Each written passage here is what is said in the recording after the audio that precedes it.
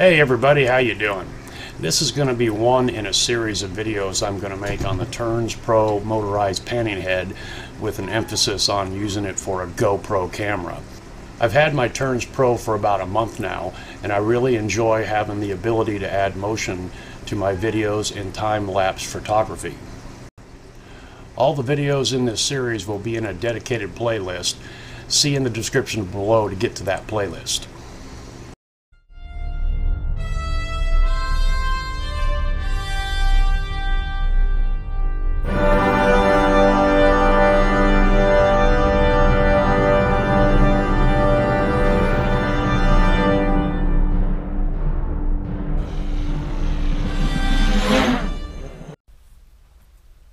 Hey everyone, got a quick modification on my TurnsPro protective carrying case made out of that extra small Amazon Basics GoPro case.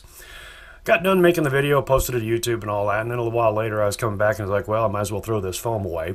I was looking at it and I thought, you know what, maybe I can incorporate that somehow.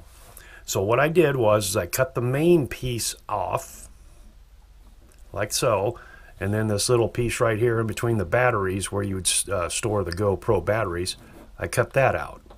Okay, now let's bring the case back in. Got the case there. Sorry it's a little dark. Take this. Gonna put this in here like so. You see that little piece kind of sticking out there.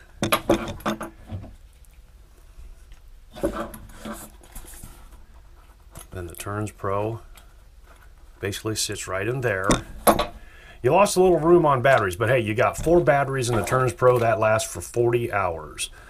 Or 10 hours. So there's 10, here's 20, 30, 40 hours of battery power for your TurnsPro. There we go. Just a quick little mod. Okay, so we got our TurnsPro container here that we really don't need anymore. Wait a minute, there's some things here that we can use. We've got our TurnsPro in our case now, and one of the things that I think TurnsPro kind of missed the boat on was there should have been a scale compass on top here for you to determine your angles when you were setting up your shots. There's one on the box. Alright, so I've already done this, so this is going to look a lot easier than what it really is.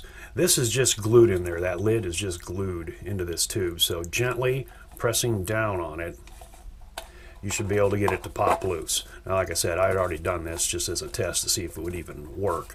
So I've already got this loose. Alright, there we go. And then I had some feathery paper edges on it, so I cut that with a knife. Alright, it's just a little bit too big. But you see here, the scale doesn't go all the way out to the edge.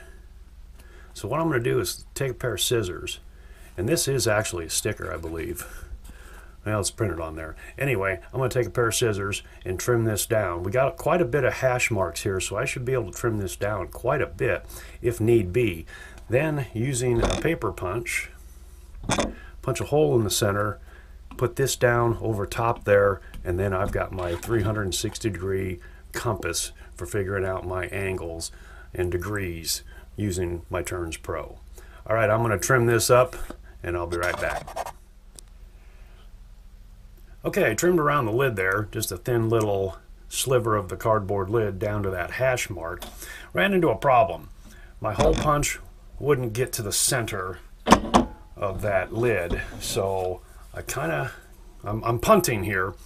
I cut it in half right down the line of 0 to 180 degrees. Then I punched it with the hole punch, and then using a pair of scissors, I've kind of edged that out a little bit. There is a very slight raised beveled edge here on the top of the TurnsPro. It's working. I think we're going to get there. I'll be right back. Okay, here's the finished product. A little bit more of a process than I thought it should be.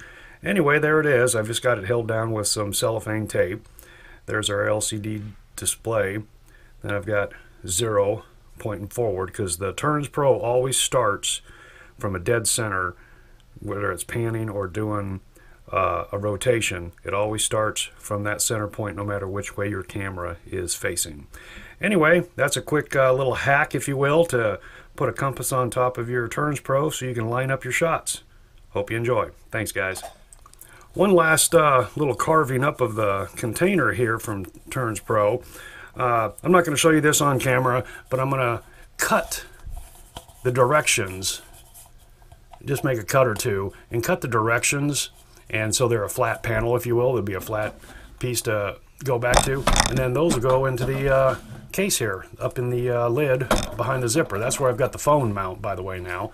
So anyway, yeah, don't throw away the instructions, the directions. I'm going to cut these into little panels, and then they'll go right here in the case, and I'll have them with me.